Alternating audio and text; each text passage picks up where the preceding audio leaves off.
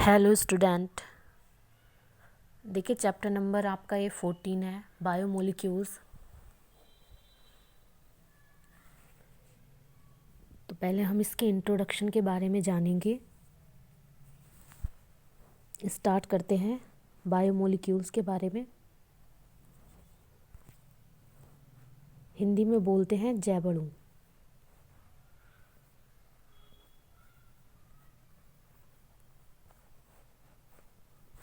तो सबसे पहले हम जानेंगे कि क्या होता है जैव अणु।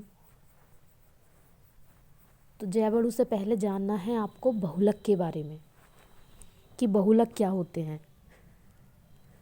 देखिए बहुलक का एग्जाम्पल मैं आपको बताती हूँ, जैसे कि पॉलीथीन है। पॉलीथीन जो है इथाइलिन का बहुलक है। इथाइलिन का जो आपका फॉर्मूला होता है वो होता है CH2 डबल बॉन्ड CH2। तो इथाइलिन के बहुत सारे मॉलिक्यूल, असंख्य अणु मिलकर क्या बनाते हैं? पॉलीथीन।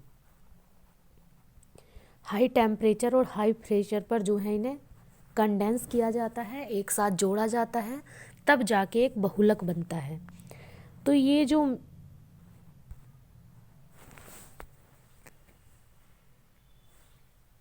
जो मैंने बनाया है ये उस बहुलक की एक रिपीटिंग यूनिट है। रिपीटिंग यूनिट का मतलब ये है कि जो पूरी पॉलीथीन है उसमें सब जगह ये यूनिट होंगी।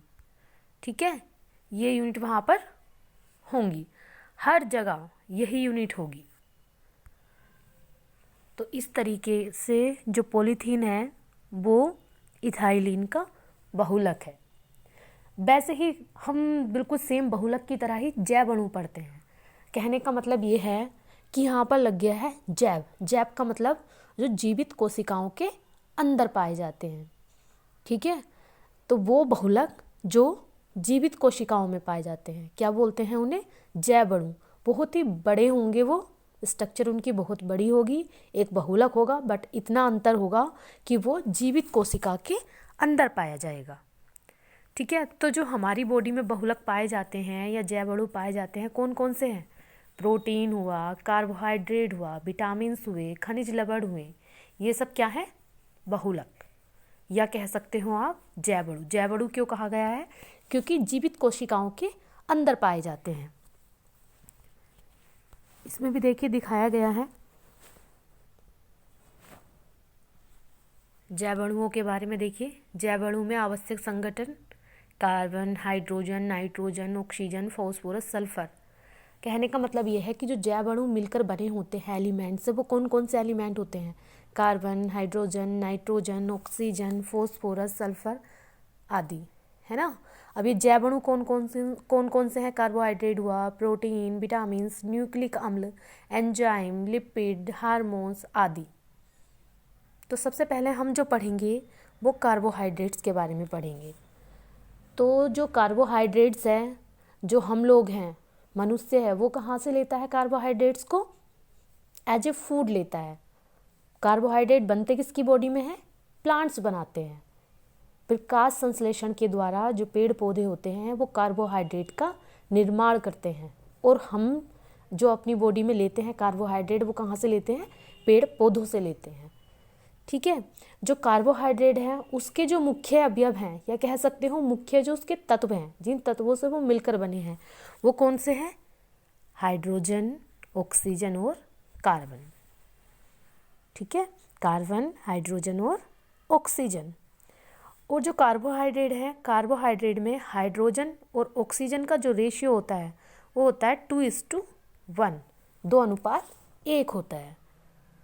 ठीक है, ये तो इसका जनरल इंट्रो था।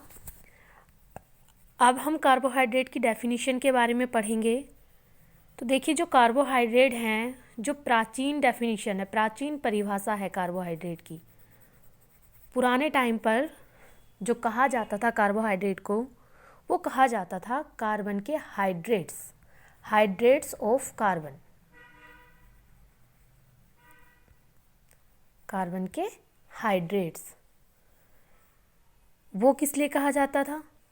देखिए हमें ग्लूकोज जो है कार्बोहाइड्रेट है, फॉर्मूला लिखते हैं C6H12O6।